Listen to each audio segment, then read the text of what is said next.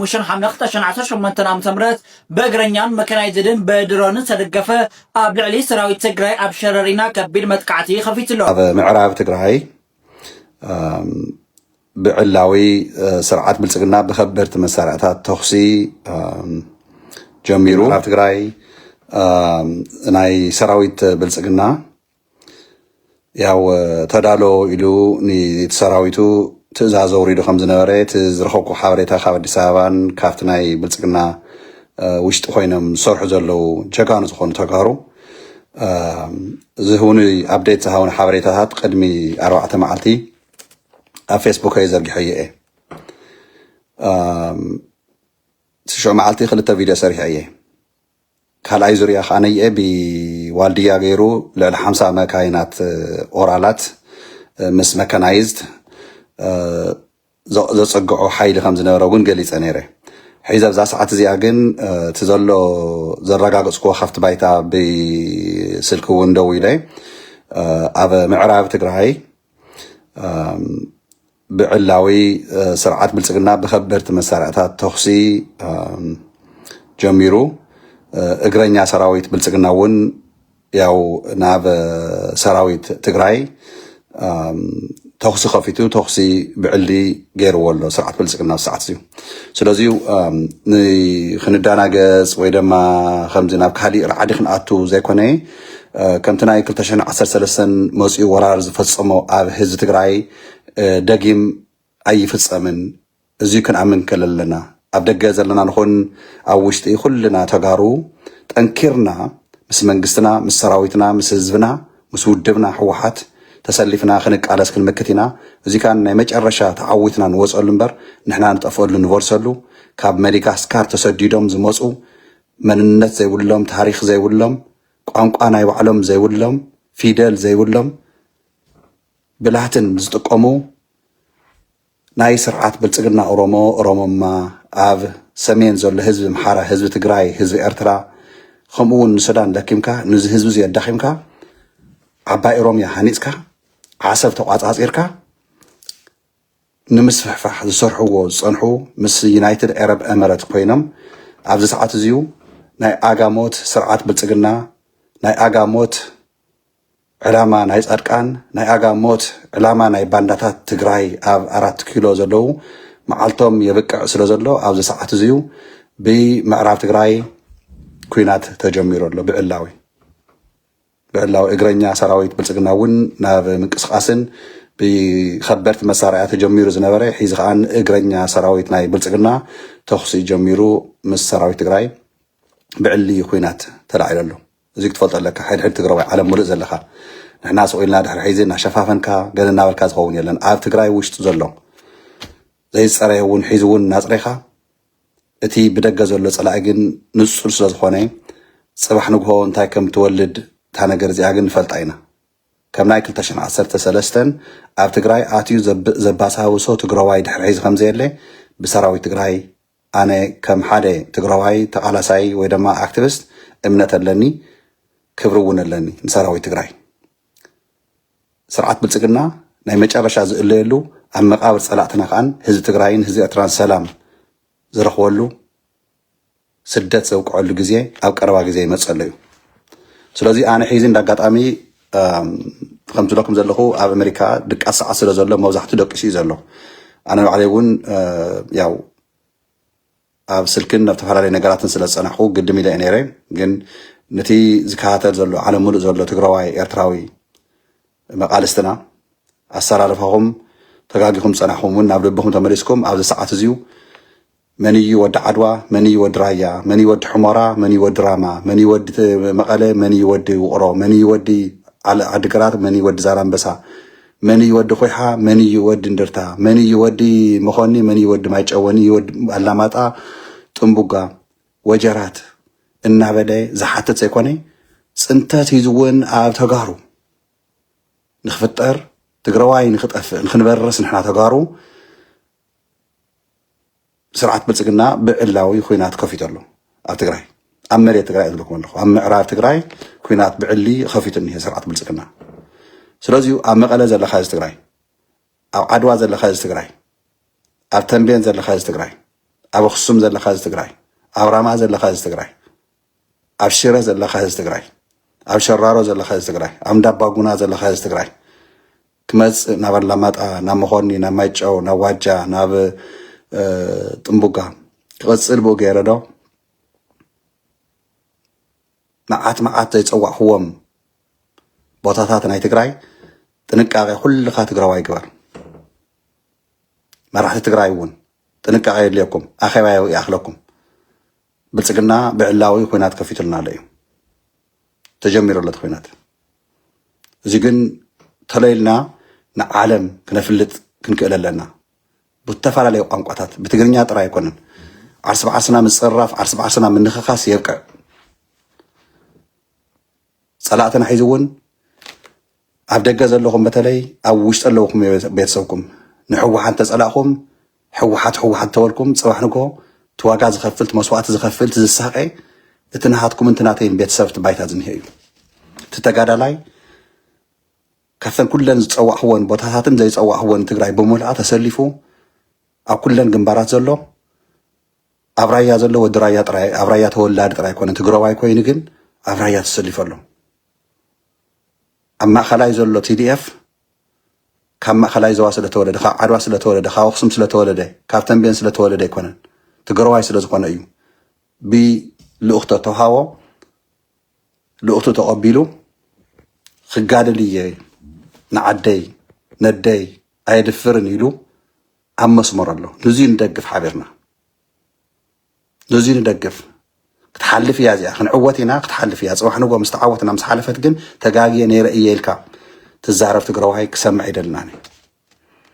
ንወቀስ ንነቅፍ ነርና ሒዚ ግን ኣብ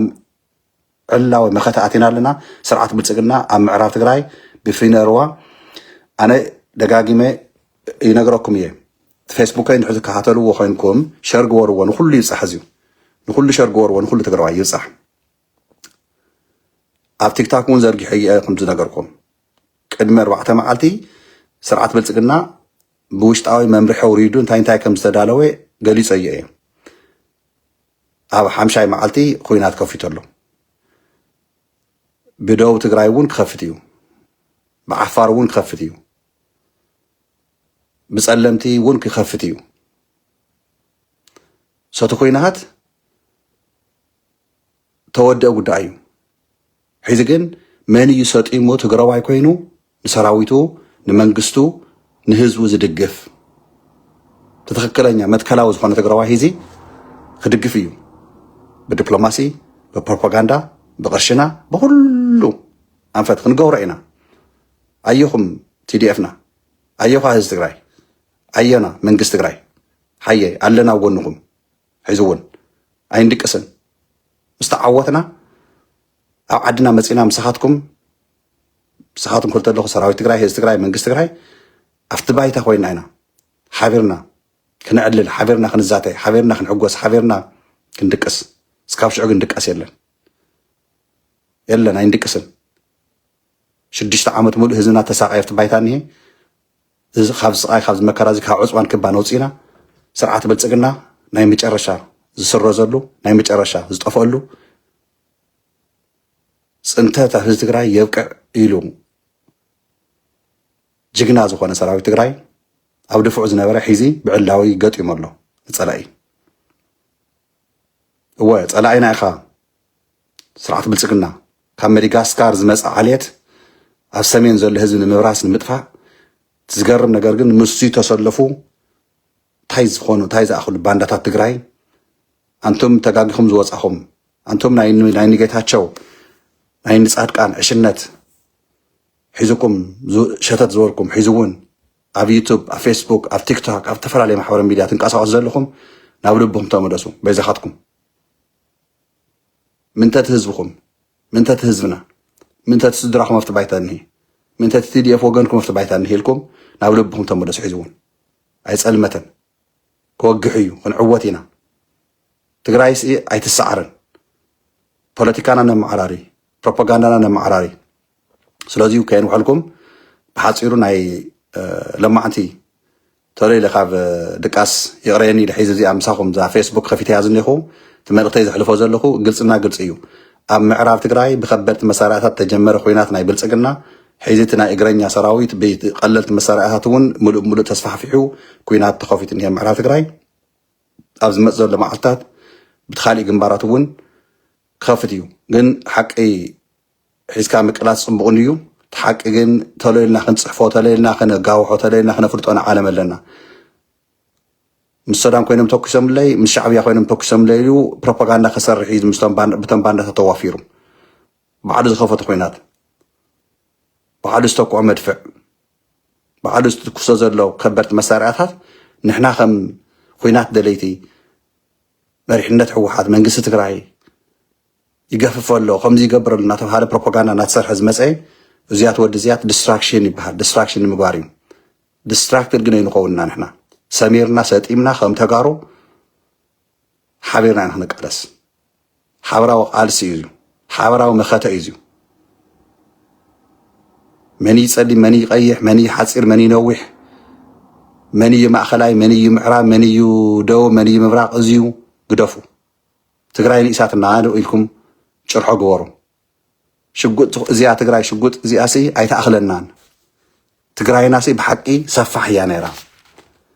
ወለድና ናብ ሓጎታትናን ናተጋገዩ ብይውህንኦም ናፍቲን መሬትና ናተዓደለ ዝተረፈ ሒዚ ከዓን ራያን ምዕራብ ትግራይን ክንወስድና ናትና እዩ ኢሎም ዝፍክሩ ዘለው ኣምሓሩ ዘይኮኑሲ እቶም ካብ ማዲጋስካር ተሰዲዶም ብላትን ዝፅሕፉ ኦሮሞማ ኢሎም ዓባይ ኦሮምያ ክሃንፁ ዝምክር ዘለው ስርዓት ብልፅግና ዝድግፉ እቶም ባንዳታት ትግራይን እዚኦም ሓዊስካ እዮም ምዕራብ ትግራይ ናብ ኢድና ከይምለስ ህዝቢ ትግራይ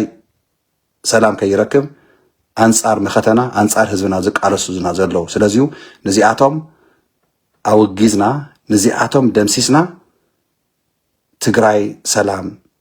ንክሰፍን ኢኮኖሚ ናይ ትግራይ ክምዕብል ባንክታት ክኽፈት ነዳጅ ሙሉእ ክኣቱ ሸቐጣ ሸቐጥ ናብ ትግራይ ክኣቱ መንእሰይ ትግራይ ኣብ ዓዲ ኮይኑ ክሽቅል ኣብ ዓዲ ኮይኑ ብሰላም ክነብር ኢና ንቃለስ ኣለና ስለዚዩ ናይ ስርዓት ብልፅግና ኩናት ጀሚሩ ኣሎ ፅባሕ ንጎን ኣሜሪካ ከዓን ንሶም እዮም ሕወሓት እዮም ጀሚሮሞ ኢሉ ናብ ካሊእ ፕሮፓጋንዳ ስለ ዝኣቱ ኣቐዲሞ ኣቢልኩም ኤርትራውያን ተጋሩ እዚ ሸር ግበርዎ ዓለም ሙሉእ ዘለኹም ተጋሩ ኣየና ክንዕወት ኢና ኤርትራውያን ምሳና ተሰሊፎም ኣለዉ ሱዳን ምሳና ተሰሊፎም ኣለዉ ፋኖ ምሳና ተሰሊፎ ኣሎ ዓፋር ምሳና ተሰሊፎ ኣሎ ቅማት ኣጎም ምሳና ተሰሊፎ ኣሎ ካልኦት ብሄራት እውን ይስዕቡና እዮም ዘለዉ ሎሚ ምሳና ተሰለፈ ሓይሊ እዩ ዝበዝሕ ስለዚዩ ኣብ ትግራይ ኣትዩ ስርዓት ብልፅግና ዘባሳውሶ ሰራዊት ብልፅግና ኣብ ትግራይ ኣትዩ ዘባሳውሶ ትግራዋይ ዝደፍራ ትግራወይቲ ኣዶ ጓል የለን ድሕሪ እዚ ምዕራብ ሓራ ውፅኢና ኣብ 4 ኪሎ ዝኒሄ ስርዓት ግን ክንቀብሮ ኢና ምስኡ ዝቕበሩ ከዓ እቶም ባንዳታት ኣብ ወርሒ ክንኣትዋ ኢና ትግራይ እናበሉ ዝፍክሩ ከም ንፃድቃን ዝመሰሉ ካልኦት እውን ፅባሕ ንጎ ሓቢሮም ክቕበሩ እዮም ትዕላሞም እየ ዝብለኩም ዘለኹ ንሳቶም ሃዲሞም ክወፁ እንዲኦም ካብቲ ሃገር ኣየር ኔዋን ተዘጋጅዋ ናይ ኣሜሪካ ናይ እምረት ኣሜሪካን እምረትን ክትህድሞም እያ ተውፆም እያ ግዲ የብልኩም ትዕላሞም ተሓሳቦም ተንኮራኽሮም ግን ክቕበር እዩ እቲ ኣይዲዮሎጂ ንሱ ክንቀብሮ ኢና እጃምና ሓይዝና ካብቲ ሃገር እውን ፅባሕ ንጎ ኢና ግፍሕ ዝበለት ትግራይ ክንሃንፅ ፖለቲካ ስማርት ኩኑ ኣይትሸኩሉ ሕወሓት ሃገረይ ትብልን ከለኸም ዘይትብል እናበልካ ፕሮፓጋንዳ ስራሕ ሜላ ይሃሉ ንሕና ድሕሪ ዚ ምስቲ ተፈላለየ ማሕበረሰብ ጎረቤት ኮይንና እምበር ሓደ ዓዲ ኮይንና ሓደ ህዝቢ ኮይንና ክንነብር ኢና ዝበሃል ነገር ኣብ ሕድሕድ ትግራዋይ ልቢ ተሃኒፁ እዩ ዋላቶም ተቃወምቲ ዝበሃሉ ዋላ ነቶም ሕወሓት ዘይኣምኑ እዚ ነገር እዚ ምስ መፀ ኣብ ተግባር ምስ ኣርአና እዮም ግን ፅባሕ ንጎ ተጋጊና ነርና ኢሎም ንሶም እውን ክመፁ እዮም ናብ ልቦም እቶም ኣሕዋትና ኣብ ኣዲስ ኣበባ ዝነሄው እቶም በቃ ሕወሓትስ መስዋዕቲ ከፊልና መጨረሻ ሃገረይ ትበናን ሃገረይ ትሃንፅን ሃገረይ ትምነን ሽዋ ኮይና ክትቅፅል እያ ትሓስብ ሕወሓት ዝብሉ ተጋሩ ናይ ቅድሚ ሒዝ ዝሓለፈ እናርአዩ ብኣራዊት እያ ብተመሜና ተነክሰስ ብልሕ ፅለን ገፀ ዝበሃል ምሳሌ ዘሎ ናይ ወለድና ይመስለኒ ንሕና ግን ድሕሪ ሒዚ ሃኒፅና ኢና ትግራይ ኣብ ልብና ኣብ ኣእምሮና ኣይንዕሾን ድሕሪ ሒዚ كننتنفس كن مقدم صلاتنا ندمسس ህዝብኻ እንድሕር ካብ ሞት ዘድሕንካ መሬትካ እንድሕር ዘይተቋፃፂርካ ኣበይ ኢኻ ሃገር ክትሃንፅ? ሃገር ምህናፅ እንታይ ማለት እዩ? ህዝብኻ ውሕስ ዝኾነት ባይታ ምስ ሓስካ ሰራዊትካ ምስ ደልደለ መንግስትካ ምስ ጠንከረ ኢኮኖሚካ ምስ ተማዕራረየ ኢኻ ሃገርነት ትሃንፅ። ሃገር ግን ኣብ ልብን ኣብ ርእስን ተሃኒፁ ኣሎ። ኣባይ ኣነ ሃኒፆ እየ 2013 ትግራይ ኮይናት ምስ ተወልዐት ምስ ኢትዮጵያ ትበሃል ሃገር ግደፍዎስ ታሽማ ንባዕላ ከይትፅዋዕ ሕድሕድ ዝነበራ ናይ ኢትዮጵያ ክዳውንተይ ሕድሕድ ዝነበራ ባንዴራታት ናይ ኢትዮጵያ ኣብ ገዛይ ኣውፅየ ቃፂለ እየን እየ ኩለን ባንዴራ ኢትዮጵያ ይኹን ክዳውንቲ ናይ ኢትዮጵያ ይኹን ኣረንጓዴ ብጫ ቀይ ዝሓዘይ ዝኾነ ነገር ኣቃፂለ እየ 2013 ትግራይ ክትድፈር እንከላ ልዕሊ 17,500 ተጋሩ ናይ ኢትዮጵያ ሃገርና ኢሎም ዘገልግሉ ዝነበሩ ምቕታልን ምእሳርን ምስቃይን ምስ ተጀመረ ኣብ ኣዲስ ኣበባ ዝነበረ ትግራዋይ ትግርኛ እውን ብደንብ ዘይመለኸ ትግራይ ዘይፈልጣ ኣብ ኣዲስ ኣበባ ተወሊዱ ዝዓበየ ኢትዮጵያዊ ኮይኑ ግን ትግራዋይ ትውልድ ኮይኑ ተቐቲሉ ተጨፍጪፉ ተኣሲሩ ተሳቂዩ ሃፍተ ገነት ናይ ተጋሩ ኣዲስ ኣበባ ተዘሪፉ ኣብ ትግራይ ኣብ ኩሉ ኣብ ባህር ዳር ኣብ ጎንደር እዚ ንርስዕ ዶ ይመስለኩም? ኣይንርስዕን ሕና ተጋሩ ብምንም ተኣምር ኣይንርስዕን። ከም እንፉል ትግራይ ዝብሉ ሰባት ግን ይስሕቁ ርኢኹም። ኣብ ምዕራብ ትግራይስ ኩናት ተወሊዕ እኒሄ ብስርዓት ብልፅግና ተጋሩ ስእኺ ጭፍጭፍ ተበጊሱ እኒሄ ስርዓት ብልፅግና ኢልና ክንዛረብ ተለና ሓደ ሓደ ሰባት እኒሄው ይስሕቁ ይስሕቁ ዘስሕቕ ኣይኮነን ኣብ ቃልሲ ኢና ዘለና ግን ሃላያት እንተኮይኖም ክስሕቁ ዳ እንታይ ዳ ምክንያቱ ዛዕባ ትግራይ ኣይኮነን ዝሓስቡ ዛዕባ ህዝቢ ትግራይ ኣይኮነን ዝሓስቡ እንታይ ዳ ዛዕባ ከብዶም ዛዕባ ውልቀ ረብሓታቶም እታ ናይ ከብዶም እንጀራ እንድሕር ትዕፆ ኮይና ፅባሕ ንጎ እታ ስርቂ እታ ምጭርባር እታ ስልጣን ዝምነይዋ ዝነበሩ ከም እንፃድቃን እንታዮም ክኸብሩ ንኣና ዘባሻጡ ንሕና ካብ ዕጃናና ወፂና ከምኦም ክንወርድ ከምኦም ክንፃረፍ ካብቲ ዕላማና ክንወፅእ እዮም ዝሰርሑ ኣይንወፅን የለን ዝኩሉ ተቃሊስና ተጋርዋኒ መብዛሕትኩም እኮ ትግራይ ካባይ ንላዕሊ ትፈልጥዋ ካባይ ንላዕሊ ነርኩምላ ግን ማዕርያ ትብፅሕና ንኩልና ኢለ ዝኣምን ኣነ ንዓድና እስካብ ተቃለስና ተጋሩ ኮይንና እስካብ ተቃለስና ኣነ ሓቂ እየ ማንም ትግራዋይ ከይድንግፅ ክዓፅወልኩም ዛ ኣባህላይ ብዚኣ ተረዱኒ ኣነ ይኹን ንስኹም ኩልኹም ብተፈላለየ ዓቕሚ ከም ዘለኩም ከይትሰሓቱ ከይትጋገዩ እንታይ ዓቕሚ ኣለና ከይትብሉ ሚከ ሚድያ ወፂ ምዝራብ ስለ ዝኸኣለ ሚከ ኩሉ ነገር መፍትሒ ኣለዎ ኢልኩም ከይትሓስቡ ኩልና ንዓድና ንህዝብና ንመንግስትና ንሰራዊትና መፍትሒ ኣለና ሞራል ምሃብ ምፅሓፍ ምድጋፍ ማይ ምቕባል እንጀራ ምቕባል ኣብቲ ፖለቲካ ማሕበራዊ ሚድያ ዘለና ብጎንና ምስላፍ ንሕና እውን ብጎንኩም ምስላፍ ኩልና ነናይ ባዕልና ዓቕምታት ኣለውና እዮም ዓወት ከዓ ነየ ንኩሉ ሒዝካ ኢኻ ትዕወት ክንዕወት ኢና ከይትጠራጠሩ ብውሕልል ዝኾነ መገዲ ግን ክንቃለስ ኢና ብኩሉ ዓለም ክንቃለስ ኢና ዲፕሎማሲ ስዒርናዮም ኢና ይብል ነር ፃድቃን ኣይተሰዓርናን ኣለና ደቃሰይ በቃ ገፅን ሓዊጡ ትሪእዎ ኣለኹም ዶ ገፅን ሓዊጡ ዓይንትና ተጨምዲዱ ግዲ የለን ንዓድና ንትግራይ ካብኡ ዝበኣሰ እኮ ኣብ ግንባር ኣብ ቁሪ ኣብ ማይ ኣብ ስቃይ መከራ ኮነ ሰራዊት ትግራይ እቲ ልዕሊ ሚልዮን ህዝቢ ምዕራብ ተመዛዊሉ ሻድሻይ ክረምቲ ሒዙ እኮ ኣብ ቸንዳ ቁም ነገር ዘይብሉ ቸንዳ እኮ እዩ ማይና ቁሪ ፀሓይ ናይ ሓጋይ ሒዚ ከዓ ክረምቲ ቁሪ ማይ ሰራዊትና ከዓ ምእንቲ ህዝቢ ትግራይ ምእንቲ ዓዱ ምእንቲ ኣዲኡ ምእንቲ ኣቦኡ ዋጋ ክኸፍል እየ ኢሉ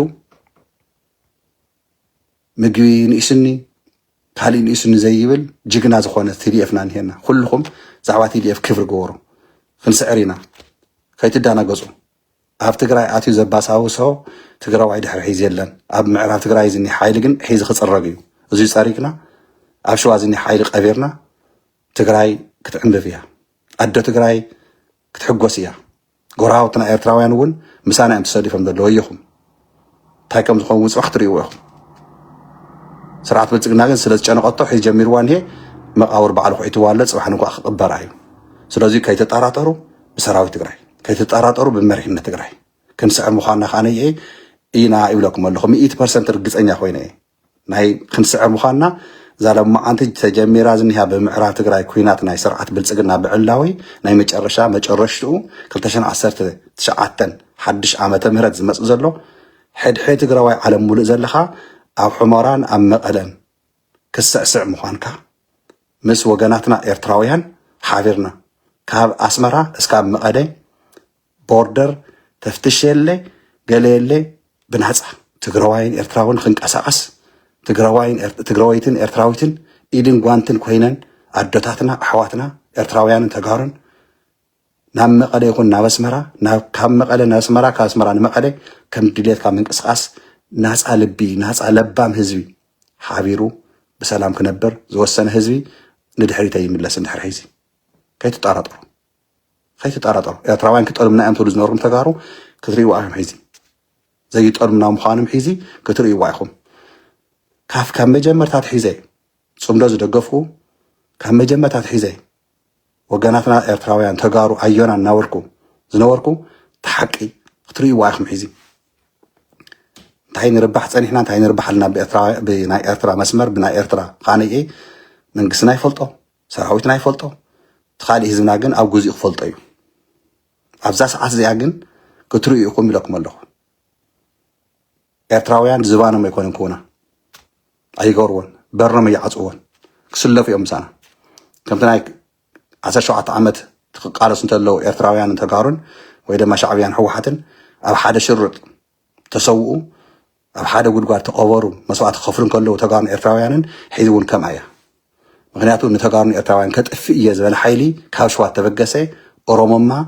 كاب مدغاسكار تسدده كترس عواز أقولكم له كاب مدغاسكار مسيو لاتن فيدل معلسي نايو على فيدل زي ولو نتجراي يطفيو نيرترا تعزازيرو بحر حيزو عبا روميا خهنص زغور زلو ازي حابراو قالسنا مريت تجراي مريت إرتران مريت إرترا بإرتراويان مريت تجراي بتجار غراو تخينا خم دليتنا ننقصقص لكم تلكم تدخو بحر خان نتم شوابيان يكون نزقروا نتناي روما ما يكون نزقروا نتقروا عايز قروا نحنا مسخواتنا إرتراوان تخوينا أين كافلكم يقولنا زيهم قلنا على ونتنا إرترا زي يخورو نهزب إرترا زنعقو بسبب حد زعمنو نحنا تقارن إرتراوان تقبل لنا رأس لنا ميلان لنا نخيلنا سلازيو خنا تقرأينا إرتراوان أي خدنا نبلكم اللغو ريكورد يزيو لايف يزحلو فوز اللغو أديت هيكونن إرتراوان يتقل منان إرتراوان مسانا خسلو فيهم حيزي تسلفة مين بايزوي مسانا سلفات يوم دلوات يوم بري عصبون هذا ساعة زيهم مسانا مسوات خفل يوم زي حوارا وقال زيهم حوارا ومختايا حوارنا خن نبر توسيني على ملء زلو لب زلو تقرواي لب زلو إرتراوون يردو يزيو ناي بدعنا فخرا يكونن تحق النتيم